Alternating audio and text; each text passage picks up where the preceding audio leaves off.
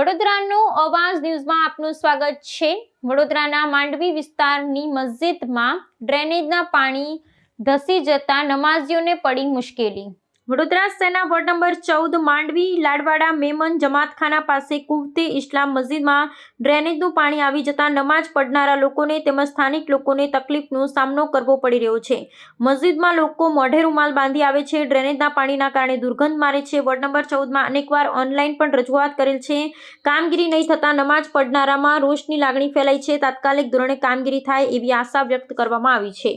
વડોદરા શહેરના 4 દરવાજા વિસ્તારમાં આવેલી મેમન જમાતખાના પાસે કુવત ઇસ્લામ મસ્જિદની અંદર છેલ્લા ઘણા સમયથી ડ્રેનેજનું પાણી મિક્સ થઈ જતાં અહીંયા પાણીની અંદર દુર્ગંધ આવી રહી છે।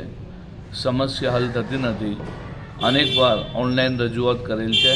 વોર્ડ નંબર 14ની અંદર પણ રજૂઆત કરેલ છે। કામગીરી નહીં થતાં ત્યાં નમાઝીઓમાં બી રોષની લાગણી ફેલાઈ છે।